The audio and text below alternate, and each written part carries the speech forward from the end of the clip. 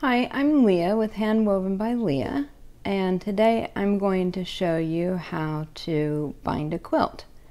This video may look a little bit strange because I'm having to do it in selfie mode because I don't have anybody today that can help me with the video. So I have to be able to see what I'm showing you guys. So anyway, hopefully that it will look okay. Alright, so you're not going to be able to see me just so that you can see what's going on here. So I have my quilt. It's just a small thing that I made up. Front and back, I've put the quilting on it. And then I've trimmed it all the way around. So I've squared it up. And you want to do that so that you don't have any batting showing through on any of your sides. You want it to be all really even. And then I have my binding strips here that I've sewn together and ironed lengthwise. So this is a 2.5 inch strip, and then I fold it in half lengthwise and iron it. So what we're going to do to start, I always start on the back, and I leave quite a bit of fabric from the binding strip to start. So I'm going to start like down here, and I've got all of this all the way up to here is my binding strip because I want this extra when I get to the end so that I can seam it together. So what I'm going to do, I use my 1/4 inch foot, but I go to the outer edge of my 1/4 inch foot, not, let me see if I can show you. Right, so this is the 1/4 inch mark here. I go to this outer edge over here, which I think is approximately 3/8 of an inch. Let me see if I can tell you.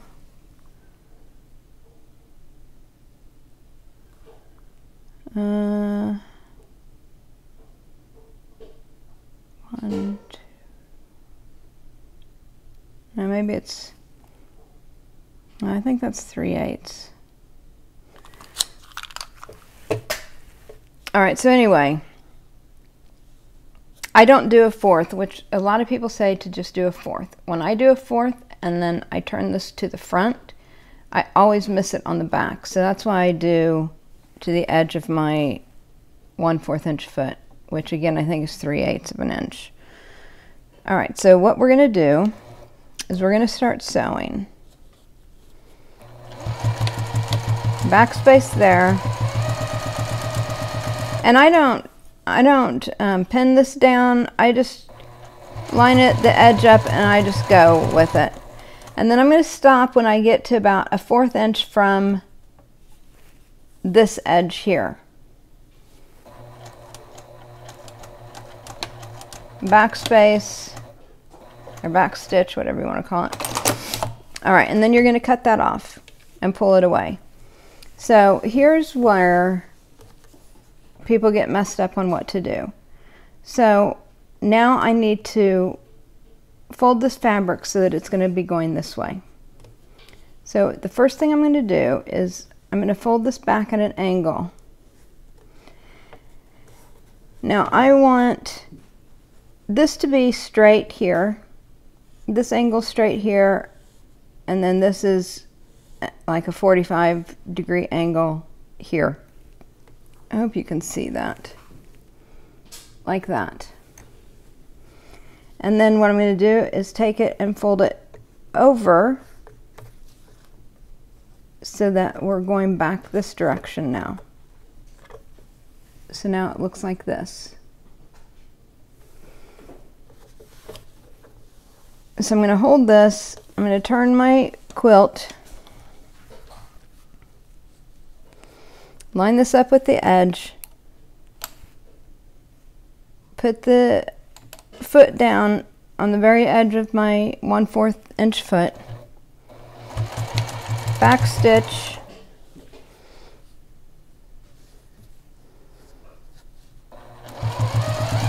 and sew to the next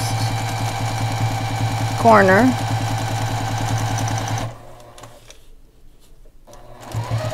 Again, stopping like 1/4 of an inch from the end.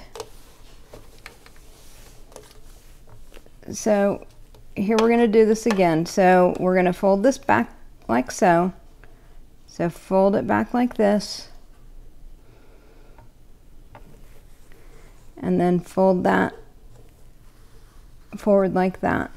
And you shouldn't have, like here, you shouldn't have this fabric that you folded it over on top of. You shouldn't be able to see that. It should all line up perfectly square.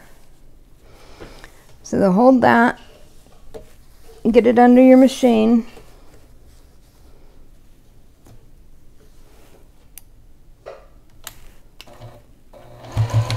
Back stitch. And that doesn't matter where you start. I don't start at the very end, but you could, but I start almost at the end. All right, line it up and sew to your next corner. What's going on here?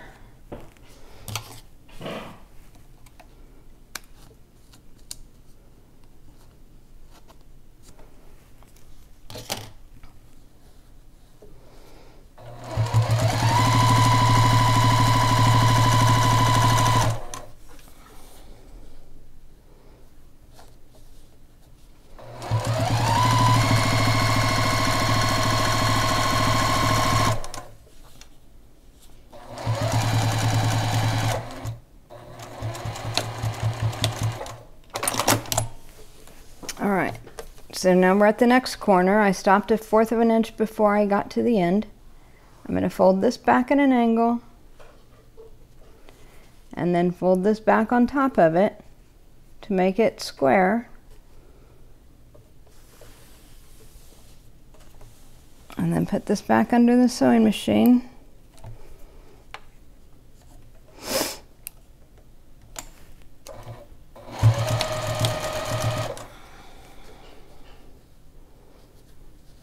Sew to your next corner.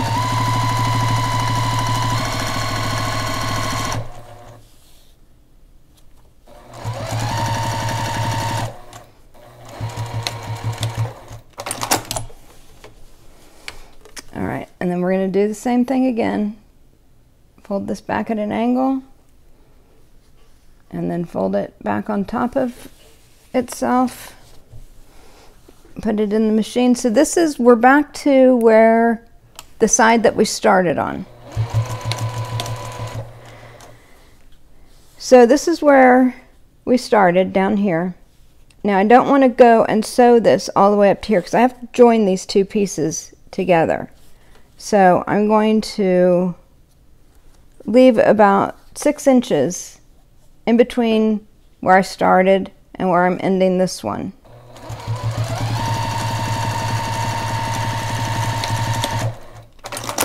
Back stitch. All right, so I have this like this now, and I need to join these two pieces together. So what I do now, some people do this on an angle, and you can do that. If that's how you know how to do it, just do that. That's fine. This part doesn't really matter. This is the way I learned, so this is what I'm going to show you.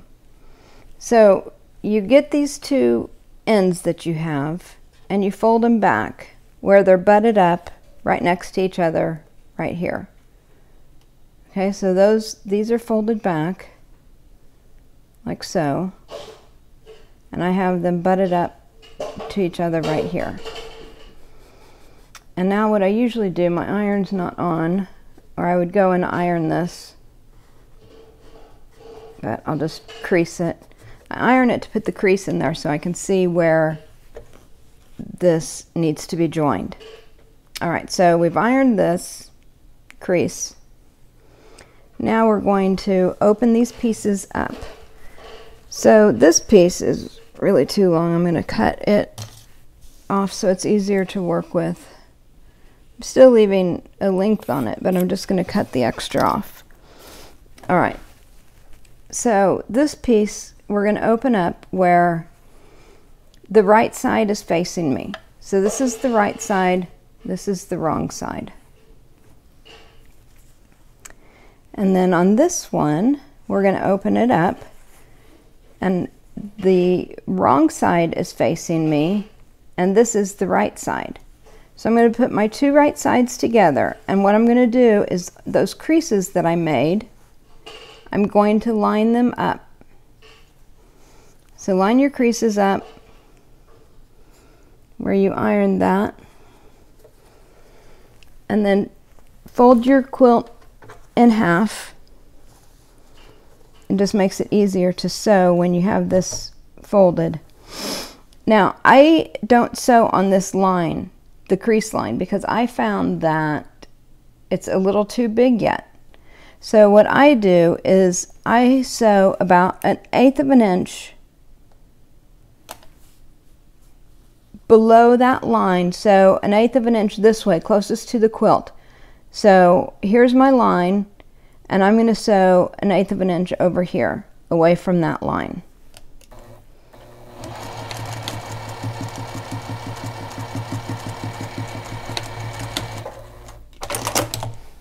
All right, then the next thing I do is I open this up and I say, all right, now that that's together, does this fit? Is it too loose? Is it too tight?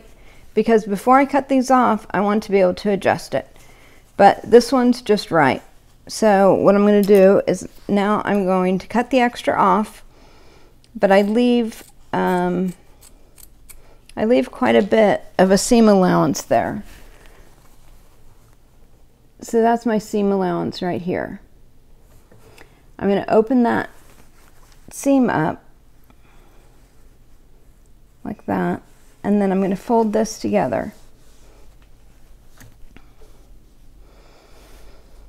All right, and then what I'm going to do is come back to the machine, and sometimes it's a little, like this is a little tight, so I have to pull the fabric so it doesn't bunch, but it's okay to do that. I'd rather have it a little too tight than not tight enough.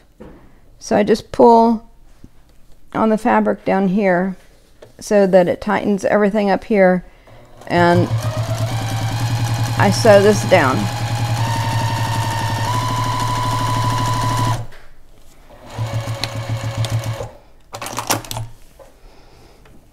Okay, and then, oops, shoot. See what I did? I wasn't paying attention and I caught this, and so that's not good. That's going to show when I go and put my binding on. So just be careful not to do this.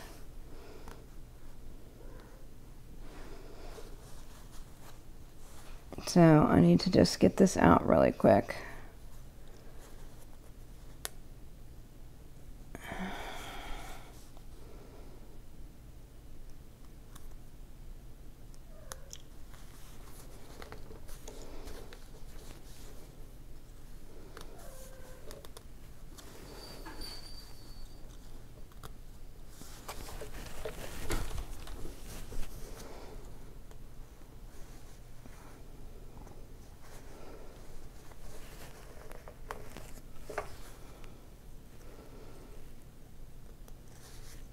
This is another reason why ironing it actually helps, because it helps keep that folded back the way it's supposed to be. All right, let's try that again.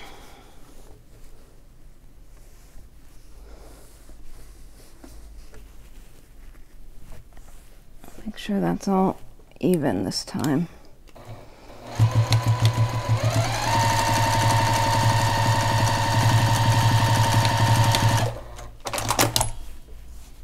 Okay, we're good this time.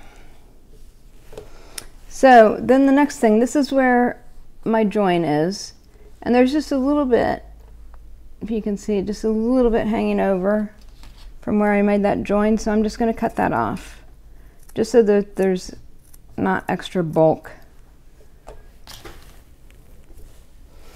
Then I'm going to go back to the ironing board. Well, first of all, these strings are going to be in the way when you go to put your binding on, so any long ones I cut off.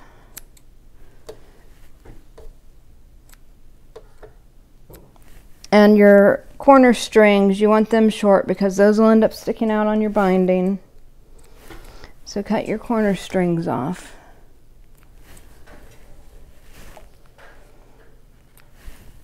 Okay, then the next thing I do is I open up my corners. So just use your finger and push underneath, push that fabric into your corner so that it looks like that. Now this is dark fabric, so it's probably hard to see. So push your corner out, getting your fabric pushed down in that corner. Do that for all 4 of your corners. And then you go to the ironing board and you want to iron this down. See how it's sticking up? You want to iron this down this way. So I take my iron and I start here and I just push it going this way. Because then by doing that, and I do all the sides, I don't do the corners, I just do the sides. By doing that, it helps keep it where you want it. And then turn it over. And then what you're going to do is you're going to start on one of your sides. You're going to fold over your binding. And you're going to sew 1/8 of an inch from the inside where this folds over. This edge here, you want to sew 1/8 of an inch this way. So here's your edge of the binding. You're going to sew 1/8 of an inch over here. So we're going to do that. So I start approximately like in the middle of one of the longer sides. Back stitch. Fold this over so that it butts up against all of your fabric. And then I stop when I get about 2 inches from the corner here. And then what you're going to do is you're going to fold this next side over, butting it up against, you know, the edge of the fabric there. And then I hope you can see this. I'm going to have to take it out of the machine. You're going to push this down here and then fold this over like that. I think I need to take it out of this machine. Let me just back stitch here. Okay. So when you get to about 2 inches away from your end, you're going to go to the opposite end and you're going to fold that over like that. And then you're going to push your finger into your corner here, right, so that it looks like that. And then you're going to take your other finger and you're going to fold that over on top. So now you have this mitered angle of a corner. So what we're going to do is we wouldn't normally take this out of the machine to do it. So let me line this up. Alright, so now you're going to go and you're going to sew until you hit almost to the very end of that miter so that it holds it down. And then you're going to turn it